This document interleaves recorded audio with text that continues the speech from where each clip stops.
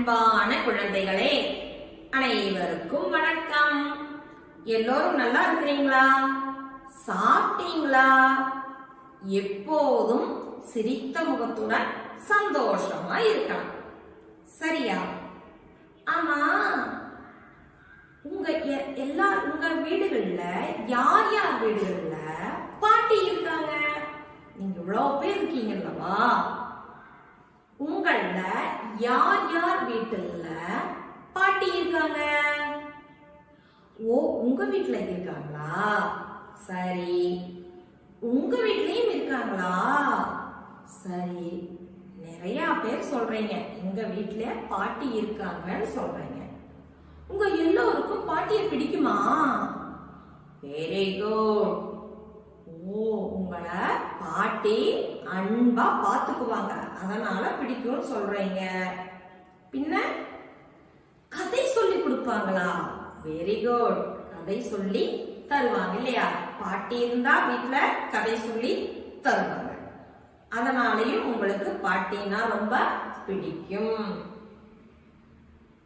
உங்களை போலவே தேன்மொழின்னு ஒரு குழந்தை, அவளுக்கும் அவங்க பாட்டிய ரொம்ப பிடிக்கும். நம்ம தேன்மொழிக்கு அவங்க பாட்டிய ரொம்ப பிடிக்கும் அப்படின்னு சொன்னல்லவா? ஏன் ரொம்ப பிடிக்கும் தெரியுமா? நம்ம எல்லாருக்கும் பாட்டி இருக்காங்க, எல்லாம் சரிதான். ஆனா தேன்மொழிக்கு அவங்க பாட்டிய ரொம்ப பிடிக்கிறதுக்கு காரணம், அவங்க வெளியே போயிட்டு வரும்போது அவளுக்காக ஏதாவது ஒரு பொருள் வாங்கிட்டு வந்துகிட்டே இருப்பாங்க. அதையெல்லாம் அவ என்ன பண்ணனா தெரியுமா?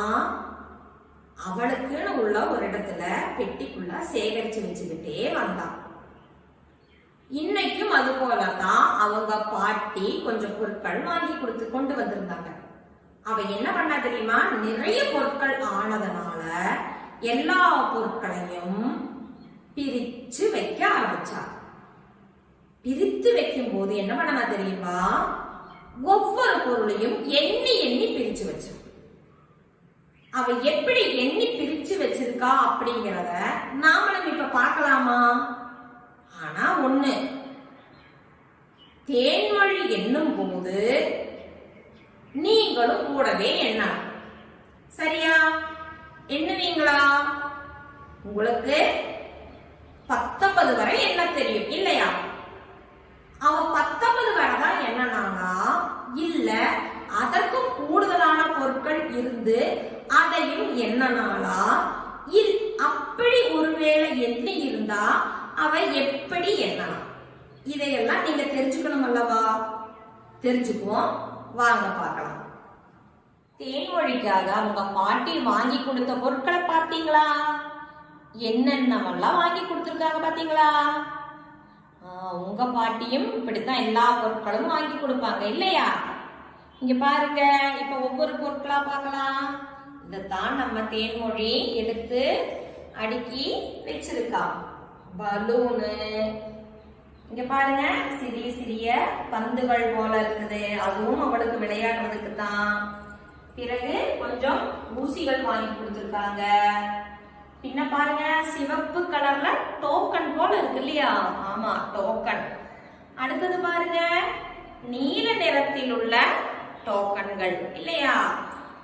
அப்படியே பாருங்க மார்க்கர் பெண்ணும் ஸ்கெட்ச் பெண்ணும் இல்லையா? கலர் பேனாக்கள் நிறைய வாங்கி கொடுத்துருக்காங்க, படம் வரைகிறதுக்கும் நிறம் கொடுக்கறதுக்குமாக. அடுத்தது பாருங்க கொஞ்சம் முத்துக்கள் இருக்குது பாருங்க இல்லையா? அதையும் அவ சரியான முறையில அடுக்கி வச்சிருக்கா, ஒவ்வொரு கப்புகள்ல போட்டு வச்சிருக்கிறா. பின்ன பாருங்க பொட்டு அட்டைகள் இல்லையா? அவ்வளவு பொட்டு அட்டைகளும் வாங்கி கொடுத்துருக்காங்களாட்டிருக்கு, அதையும் அவ சரியான முறையில அடுக்கி வச்சிருக்கா. அட, நிறைய வளையல்கள், பல நிறங்களில் உள்ள வளையல்கள். ஆஹா, தேன்மொழிக்காக அவங்க பாட்டி இவ்வளவு பொருட்கள் வாங்கி கொடுத்திருக்கிறாங்கல்ல. நல்லா பாருங்க, உங்களுக்கும் பிடித்ததா? இந்த பொருட்கள் எல்லாம் பிடித்ததா? உங்க வீட்டிலையும் உள்ளவங்க வாங்கி கொடுக்கிற பொருட்களை நீங்க இது போல ஒதுக்கமா அடுக்கி வச்சிருக்கிறீங்களா? வச்சிருக்கிறீங்களா?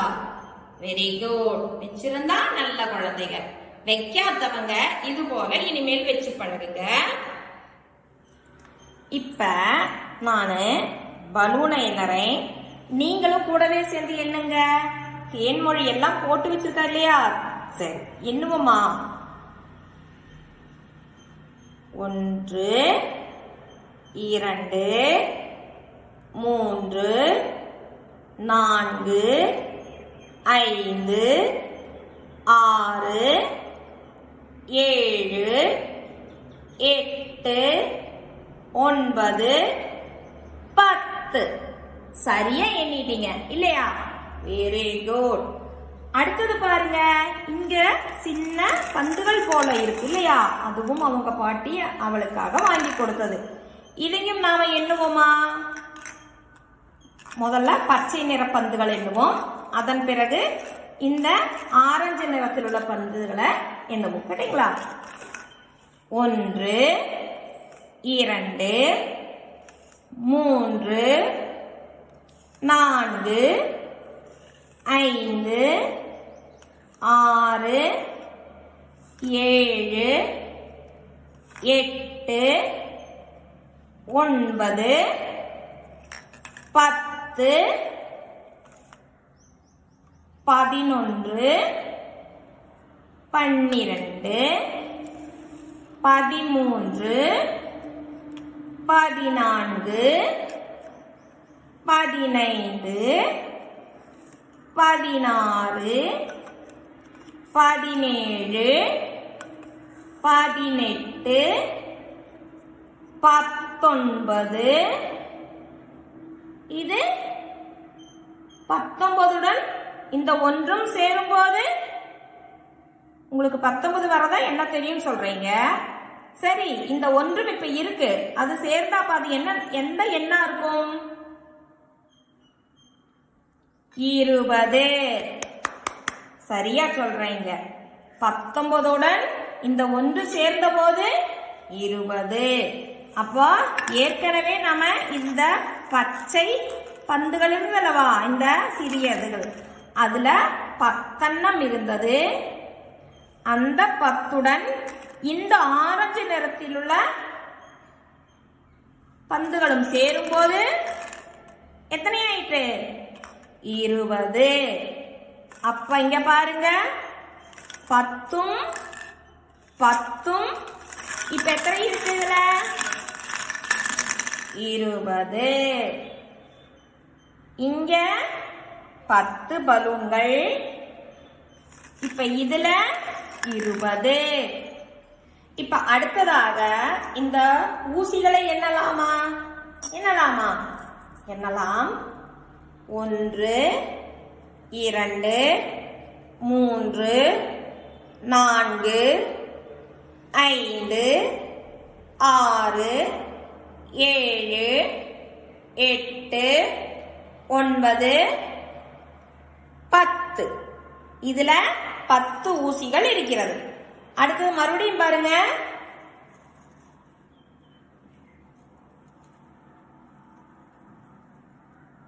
11 12 13 14 15 16 17 18 19 20. 20 வரை நாம எண்ணி இருக்கோம் இல்லையா? முன்ன இங்க எண்ணி இருந்தோம். அதற்கும் கூடுதலாக இருக்குதே. மறுபடியும் பார்ப்போம். அப்ப 20க்கு அடுத்த நம்பர் எதுவா இருக்கும்? எண் எதுவாக இருக்கும்? இனியும் இருக்குது. 21. 11 போல இங்க பாத்தீங்களா? 10 முடிந்தவுடன் என்ன பண்ணலாம்? 11 எண்ணியது போல இது 21 22 23 24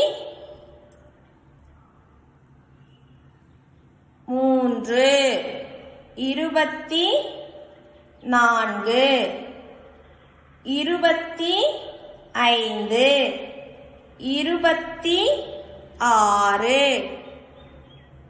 26 27 28 29 29 முடிந்தவுடன் அடுத்த எண் எதுவாக இருக்கும்? 30. அடுத்த எண் எது? 30. அப்ப இதுல 10 ஊசிகள் இருந்தது. பாருங்க 1 2 3 4 5 6 7 8 9 10. இப்படி ஒவ்வொன்றிலும் 10 ஊசிகள் நம்ம தேன்மொழி வச்சிருக்கா இல்லையா, போட்டு வச்சிருக்கா. அப்ப இதுல 10 இதுல 10 இதுல 10 இல்லையா? ஒரு 10 2 10 3 10 10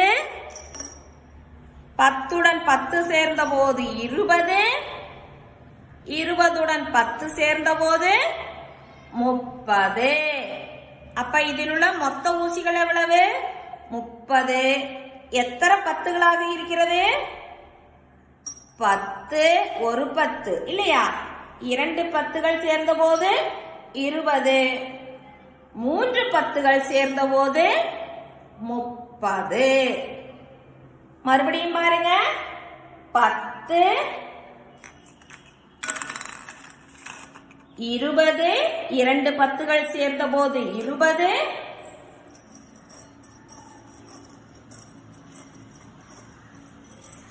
3 10கள் சேர்ந்த போது 30. அடுத்தது பாருங்க சிவப்பு நிற டோக்கன்கள். சிவப்பு நிற டோக்கன்கள் இது ஒவ்வொன்றிலும் எத்தனை இருக்குன்னு எண்ணி பார்ப்போமா? 1 2 3 4 5 6 7 8 9 10. இதிலும் ஒரு 10 உள்ளது. அடுத்தது பாருங்க 1 2 3 4 5 6 7 8 9 10. இதிலும் ஒரு 10. அதுபோல் இதிலும் 10 தான் இருக்கும்னு நினைக்கிறேன். ஏன்னா தேன்மொழி சரியாக எண்ணி போட்டுப்பா. பார்க்கலாமா? 1 2 3 4 5 6 7 8 9 10. இங்க பாருங்க 1 2 3 4 5 6 7 8 9 10. இப்ப இந்த சிவப்பு நிற டோக்கன்கள் 4 கப்புகள் இல்லையா? 4 கப்புகள்ல உள்ளது. ஒவ்வொரு கப்பிலும் 10 டோக்கன்கள் உள்ளது. அப்ப நம்ம ஏற்கனவே என்ன பார்த்தோம்? 3 10கள் சேர்ந்தது 30ன்னு பார்த்துட்டோம் இல்லையா? 3 10கள் சேர்ந்தது இந்த ஊசி பார்த்தோம் இல்லையா? அப்ப வாங்கி வச்சிருந்த ஊசி நம்ம ஏற்கனவே எண்ணியிருந்தோம். அப்ப இந்த 3 10கள் சேர்ந்தது 30. அப்ப இந்த 4வது 10ஐ சேர்த்து அது எத்தனைன்னு சேர்த்து எண்ணுவோமா? இப்போ ஏற்கனவே 3 10களில் உள்ளதுனால இது 30 31 32 33 34 35 36 37 38 39 40. எத்தனை? இந்த 3 10களுடன் இந்த ஒரு 10 சேர்ந்த போது கிடைத்த தொகை எவ்வளவு? அந்த எண் எவ்வளவு? 40. 10 20 30 40. இந்த 4 கப்புகளிலும் உள்ள சிவப்பு டோக்கன்கள் மொத்தம் எவ்வளவு? இப்போ 40. அவ 10 10 பிரிச்சு வச்சிருக்கான்னு மட்டும்தான் இருக்கு. தேன்மொழி 10 10 போட்டு பிரிச்சு வச்சிருக்கிறா எண்ணறதுக்கு ஈஸியாக. மறுபடியும் சொல்லறேன், ஒவ்வொரு கப்பிலும் 10 10 டோக்கன்கள் உள்ளது. ஏற்கனவே நம்ம ஊசியின் மூலம் 30 வரை எண்ணி இருந்தோம்.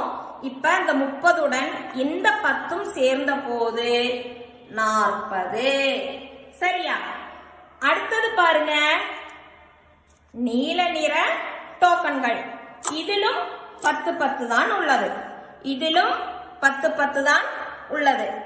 உங்களுக்காக ஒரு முறை நான் எண்ணி காண்பிக்கிறேன். பாருங்க, 1 2 3 4 5 6 7 8 9 10. ஏற்கனவே சிவப்பு டோக்கன்கள் 40 இருக்குன்னு பார்த்தோம் இல்லையா? இப்ப நீல நிற டோக்கன்கள் 10 10ஆக நம்ம தேன்மொழி பிரிச்சு வச்சிருக்கா. இப்ப பார்க்கலாம். 10 20 30 40 இல்லையா? 40 வரை நம்ம பார்த்துட்டோம். இந்த 5வது கப்பில் உள்ள 10களை நாம எண்ணுவோம். என்னலாமா? இதுவரை நமக்கு தெரியும் இல்லையா? ஏற்கனவே சிவப்பு நிற டோக்கன்களை எண்ணி இருக்கோம். அப்போ இதுவரை உள்ள நீல நிற டோக்கன்கள் 10 20 30 40 41 42 43 44 45 46 47 48 49 50. இப்போ இந்த 4 10களுடன் இந்த 5வது கப்பில் உள்ள இந்த 10ம் சேர்ந்த போது கிடைத்தது எவ்வளவு? 50. 4 10உடன் 5வது இந்த 10ம் சேர்ந்த போது கிடைத்தது எவ்வளவு? 50. இப்ப 50 வரை நாம பார்த்திருக்கோம். இப்ப மார்க்கரும் ஸ்கெட்ச் பென்னும் அவளது பாட்டி வாங்கி கொடுத்திருக்காங்க. அதையும் அவ 10 10ஆ பிரிச்சு வச்சிருக்கா பாருங்க. இப்ப இந்த கப்பில 10 இருக்கான்னு பார்த்துட்டு ஒவ்வொரு கப்பிலும் உள்ள 10களை நாம எண்ணி பார்க்கலாம். சரியா? 1 2 3 4 5 6 7 8 9 10. அப்ப ஒவ்வொரு கப்பிலும் 10 மார்க்கர் பெண்ணும் ஸ்கெட்ச் பெண்ணும் போட்டு வச்சிருக்கிறா தேன்மொழி இல்லையா? இப்ப நம்ம என்ன பண்ணிருக்கோம்? 50 வரை நம்ம எண்ணி இருக்கிறோம் இல்லையா? 1 10 2 10 3 10 4 10 5 10 வரை நம்ம எண்ணி இருக்கிறோம் இல்லையா? 10 20 30 40 50. 5 10கள் சேர்ந்தது எவ்வளவு? 50. 10 20 30 40 50. 6வது கப்பில் உள்ளதையும் சேர்த்து இப்ப நாம எண்ணுவோம். சரியா? 50 வரை எண்ணிட்டோம். 51 52 53 54 55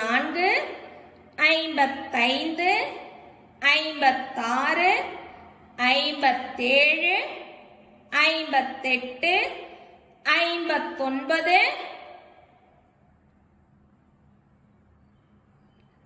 59 60 60 50 இல்லையா? 5 கப்புகள் இல்லையா? 5 10களுடன் இந்த 6வது கப்பில் உள்ள 10ம் சேர்ந்த போது எத்தனை கிடைத்தது? 60.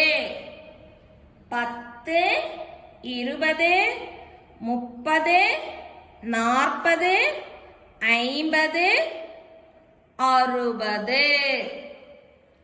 6 10கள் சேர்ந்த போது எத்தனையா இருக்குது? இப்ப 50ம் இந்த 10ம் சேர்ந்த போது 60. 50ம் இந்த 10ம் சேர்ந்த போது எத்தனையா இருக்குது? 60. சரியா? சரி, வாங்க அடுத்தது பாருங்க. எத்தனை பத்துகள் இருக்கு? 1 2 10 தானே எண்ணிடுவோம் இல்லையா?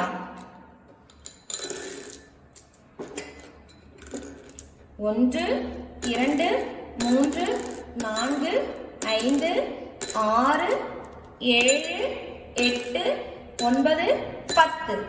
இப்படி ஒவ்வொரு கப்பிலும் 10 முத்துக்கள் இருக்குது இல்லையா? 10 முத்துக்கள் இருக்கு. எத்தனை பத்துகள் இருக்குன்னு பார்ப்போம். இப்ப நம்ம 60 வரை எண்ணிட்டோம். ஒரு 10 20 30 40 50 60. 60 வரை நாம எண்ணிட்டோம் இல்லையா? இந்த 10 60 இந்த 10 சேர்ந்த போது எத்தனைன்னு பார்க்கலாமா? 60 இதுவரை 61 62 63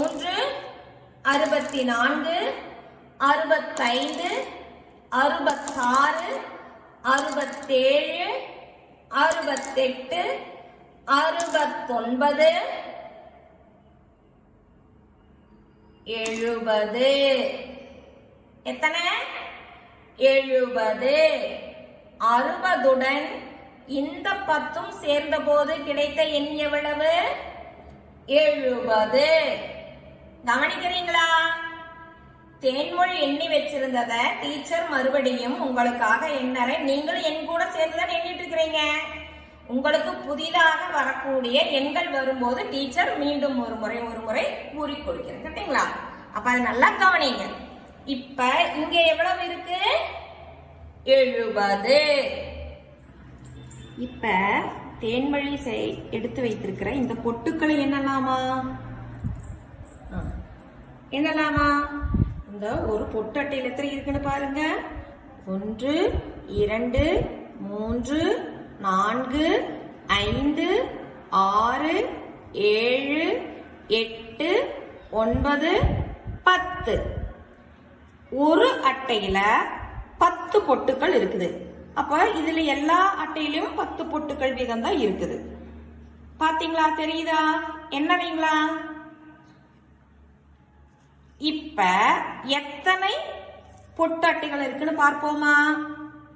1 2 3 4 5 6 7 8 இல்லையா? 8 பொட்டு அட்டைகள் இருக்குது. ஏற்கனவே உங்களுக்கு 70 வரை எண்ண தெரியும் இல்லையா? அப்போ 10 20 30 40 50 60 70. 70 இதில் இந்த பொட்டு அட்டைகள்ல இருக்கிறது. அப்ப அடுத்ததாக எண்ணுவோமா? 71 72 73 74 75 76 77 78 79. அடுத்ததாக இது 80. 79க்கு அடுத்தது 80. அப்போ பொட்டு அட்டைகள்ல எத்தனை பொட்டுகள் இருக்கின்றன? 80 பொட்டுகள் இருக்கின்றன இல்லையா? 10 10ஆக 8 அட்டைகள்ல 80 பொட்டுகள் உள்ளன. அடுத்ததாக இங்க பாருங்க, வளையல்கள் இருக்கின்றன. தேன்மொழியோட வளையல்கள் எல்லாம் உங்களுக்கு பிடித்ததா? பிடிச்சிருக்கா? நல்லா இருக்குது இல்லையா? சரி, அப்பா இந்த வளையல்கள் எத்தனை இருக்குன்னு எண்ணலாமா? பாருங்க, இதுல எத்தனை வளையல் இருக்கு? 1 2 3 4 5 6 7 8 9 10. அப்ப இந்த வரிசையில மட்டுமல்ல, இப்ப ஒவ்வொரு வரிசையிலும் பாத்தீங்களா 10 வளையல்கள் வீதம் உள்ளன. பாருங்க,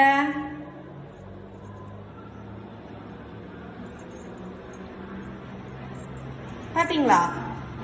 இப்ப நாம என்ன பண்ண போறோம்னா எத்தனை வளையல்கள் இருக்குதுன்னு நமக்கு தெரியணும் இல்லையா? நம்ம தேன்மொழியோட வளையல்கள் உங்க பாட்டி வாங்கி கொடுத்து எத்தனைன்னு தெரியணும். தெரிஞ்சுக்குவோம். இதுல 10, இதுல 10, ஒவ்வொன்றிலும் 10 இருக்கிறது. அப்ப நமக்கு 10, 20, 30, 40, 50, 60, 70, 80 இல்லையா?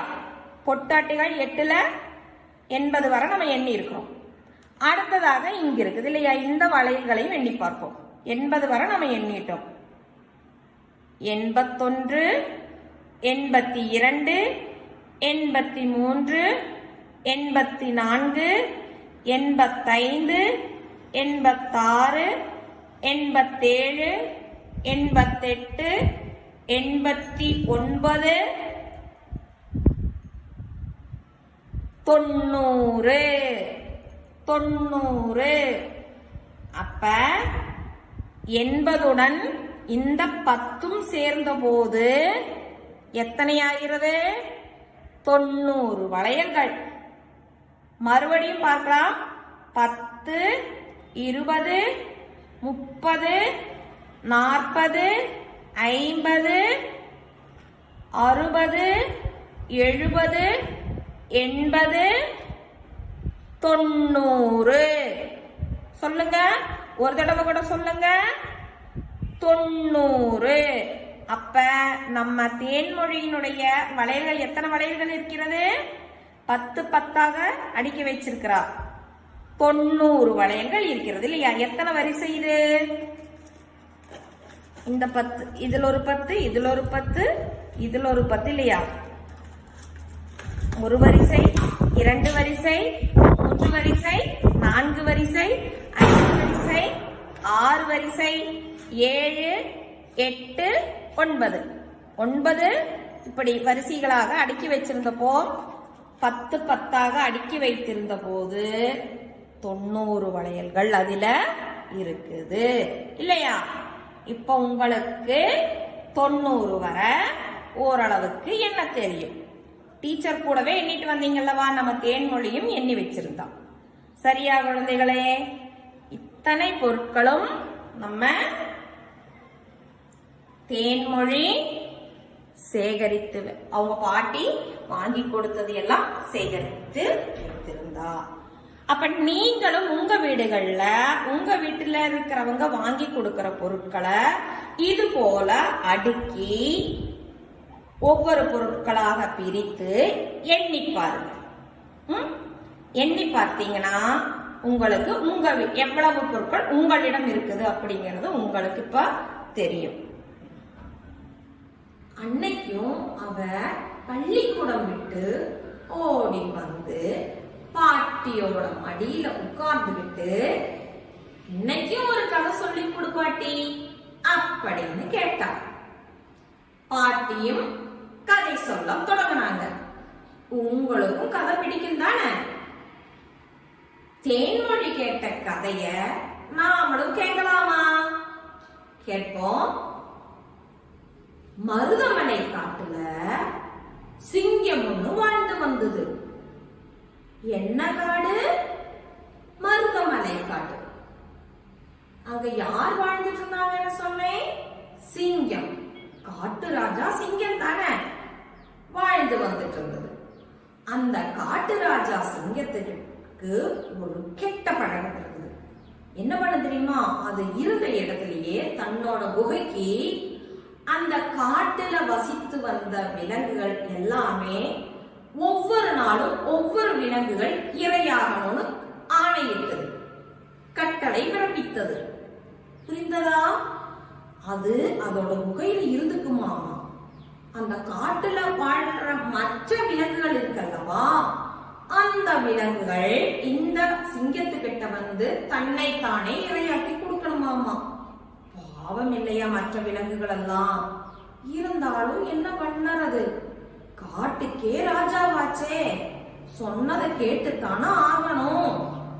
அதனால ஒவ்வொரு நாளும் ஒவ்வொரு விலங்குகள் சிங்கத்தினுடைய குகைக்கு வந்து தன்னை இரையாக்கி கொண்டன. சிங்கராஜாவுக்கு உணவாகி விட்டன. அப்படி ஒவ்வொரு நாளும் வந்துகிட்டு இருந்த போது ஒரு நாள் முயல் வரும். முயலுடைய நாள் அன்னைக்கு முயல் சிங்கத்துக்கு இரையாக வரும். முயலுக்கு ஒரே பயம். சிங்கத்துக்கிட்ட போறக்கும் தன்னுடைய உயிரை மாய்த்து கொள்றதுக்கும் பயம். அங்க போனா கடிச்சு கொத்தரி சாப்பிட்டுரும் இல்லையா அப்படின்னு நினைச்சுக்கிட்டு இது என்ன பண்ணுச்சு, பயந்துகிட்டே நடுங்கிக்கிட்டே மெதுவா சிங்கத்துக்கிட்ட போச்சு. சிங்கத்துக்கு ஒரே கோபம், ஏன் இவ்வளவு காலதாமதம் அப்படின்னு முயலை பார்த்து கர்ஜித்துக்கிட்டே கேட்டுதா. முயல் நடுங்கிக்கிட்டே, சிங்கராஜா நான் உங்களுக்கு உணவாகறதுக்குத்தான் வந்துகிட்டு இருந்தேன். வர்ற வழியில உங்களை போலவே வேற ஒரு சிங்கம் என்ன வழிமறிச்சு நின்னுகிட்டு எனக்குத்தான் நீ உணவாகணும் அப்படின்னு சொல்லுச்சு.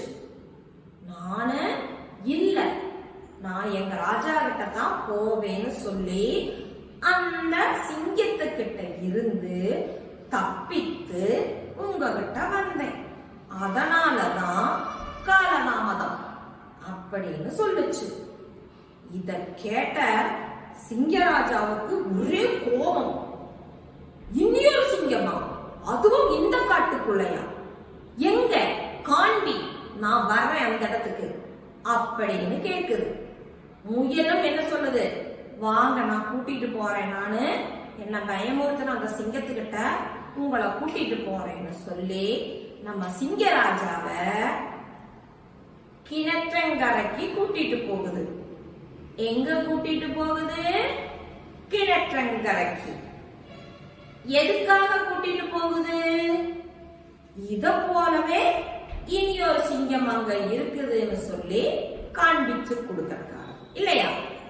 சரி, கிணற்றங்கரைக்கு கூட்டிட்டு போய் முயல் வந்து சிங்கத்துக்கிட்ட என்ன சொல்லுதுன்னா, சிங்கராஜா சிங்கராஜா இந்த கிணற்றுக்குள்ளதான் அந்த சிங்கம் இருக்குது, அதுக்குள்ள இருந்துதான் என்ன உங்ககிட்ட வரவிடாம தடுத்துக்கிட்டு என்ன கூப்பிட்டுச்சு அப்படின்னு சொல்லுச்சு.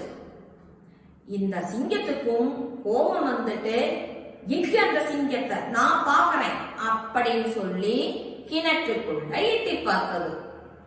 கிணற்றுக்குள்ள எட்டி பார்த்தப்ப இதனுடைய நிழலையெல்லாம் கிணற்றுக்குள்ள தெரிந்தது, அந்த தண்ணீர்ல தெரிந்தது. அது தெரியாத இந்த சிங்கம் அதைய நான் கொல்ல போறேன்னு சொல்லி கிணற்றுக்குள்ள குதித்தது. கிணற்றுக்குள்ள குதித்த என்ன ஆகும்? மேல வர முடியாம அது தண்ணீரில் மூழ்கி இறந்து விட்டது. தண்ணீரில் மூழ்கி இறந்து விட்டது. இப்போ அந்த காட்டில் உள்ள எல்லா விலங்குகளுக்கும் ஒரே சந்தோஷம். இந்த நிகழ்ச்சியை கேட்டவுடன் ரொம்ப சந்தோஷம் அடைந்ததுங்க. ஏன் தெரியுமா? ஏன்னா இனியுள்ள விலங்குகள் ஒன்னும் இப்படி ஒரு சிங்கத்துக்கு இரையாக வேண்டாம் இல்லையா? அதனால இதற்கு காரணமா இருந்தது யாரு? அந்த முயல். அப்ப அந்த முயலைய இந்த காட்டில் உள்ள விலங்குகள் எல்லாம் கொண்டாட ஆரம்பித்தன. கேட்டீங்களா? இந்த புலி இருக்கலவா, அது முயலை தன்னுடைய தோல்ல வைத்து ரொம்ப சந்தோஷமா குதிக்க ஆரம்பிச்சது. அந்த முயலுக்கு வேண்டி எல்லோரும் ஒரு விருந்து தயார் பண்ணாங்க. அதுல ஒவ்வொருத்தரும் அவங்க வேலைகளை பங்கு போட்டு எடுத்துக்கிட்டாங்க. இந்த வேலையை நான் செய்யறேன், அந்த வேலையை நான் செய்யறேன்னு ஒவ்வொருத்தரும் அவங்களுக்கு உண்டான வேலைகளை பங்கு போட்டு எடுத்துக்கிட்டாங்க. இதுல நம்ம முயல் கூட கூட்டிக்கிட்டு வாழை தோட்டத்துக்கு ஒரு ஆள் போச்சு. யார் தெரியுமா? காய்கறி கொண்டு வரேன், நான் காய்கறி கொண்டு வரேன்னு சொல்லிக்கிட்டு வாழைத்தோட்டம் வழியாக காய்கறி தோட்டத்துக்கு போறதுக்கு ஒரு ஆள் ரெடியா இருந்தது. அது யார் தெரியுமா? நிலத்திலேயே மிகப்பெரிய விலங்கு எது? யானை. கரெக்டா சொல்றீங்க. யானைக்கு என்ன இருக்கும் முன்னாடி? தும்பிக்கை. என்ன இருக்கும்? தும்பிக்கை. யானை உங்களுக்கு பிடிக்குமா? பிடிக்கும் இல்லையா? யானைனா நம்ம முயலையும் கூட்டிட்டு வாழை தோட்டம் வழியாக காய்கறிகளை நான் கொண்டு வரேன்னு சொல்லி கூட்டிட்டு போறதுக்கு நிக்குது. யானைய பத்தி இப்ப நாம ஒரு பாட்டு பாடலாமா? பாடலாமா? யானை வருது யானை வருது யானை வருது டோய், தும்பிக்கைய ஆட்டி ஆட்டி யானை வருது டோய். யானை வருது யானை வருது யானை வருது டோய், தும்பிக்கைய ஆட்டி ஆட்டி யானை வருது டோய். யானை மேல பூனை வருது டோய், மீச முறுக்கி பூனை வருது டோய். யானை மேல பூனை வருது டோய், மீசை முறுக்கி பூனை வருது டோய். பூனை மேல குருவி வருது டோய், ரெக்கையடித்து குருவி வருது டோய். பூனை மேல குருவி வருது டோய், ரெக்கையடித்து குருவி வருது டோய். குருவி கூட்டம் போல ஆங்கே குழந்தைகள் வந்தனர் டோய், குழந்தைகள் போட்ட கூச்சலாலே குருவி வருந்தவர் டோய். குருவி கூட்டம் போல ஆங்கே குழந்தைகள் வந்தனர் டோய், குழந்தைகள் போட்ட கூச்சலாலே குருவி வருந்தவர் டோய். யானை வருது யானை வருது டோய், தும்பிக்கையை ஆட்டி ஆட்டி யானை வருது டோய். எப்படி இருந்தது பாட்டு? நல்லா இருந்ததா? சரி குழந்தைகளே, யானை முயலை அழைத்துக் கொண்டு காய்கறி தோட்டத்துக்கு போகுதல்லவா? அந்த காய்கறி தோட்டம் வாழை தோட்டத்தை கடந்து போகணும். அப்ப நாளைக்கு இந்த யானையோட நாமளும் என்ன பண்ணுவோம்? வாழை தோட்டம் வழியாக காய்கறி தோட்டத்துக்கு போகலாம். அப்ப நாளைக்கு வாழை தோட்டத்துக்கு போகலாம். சரியா? அதுவரை காத்துட்டுருங்க. இன்றைய வகுப்புல நடந்த அந்த தேன்மொழி என்னாடவா அது போல நீங்களும் எண்ணி பழகுங்க. அப்போ மீண்டும் நாளை சந்திக்கலாம். பாய்.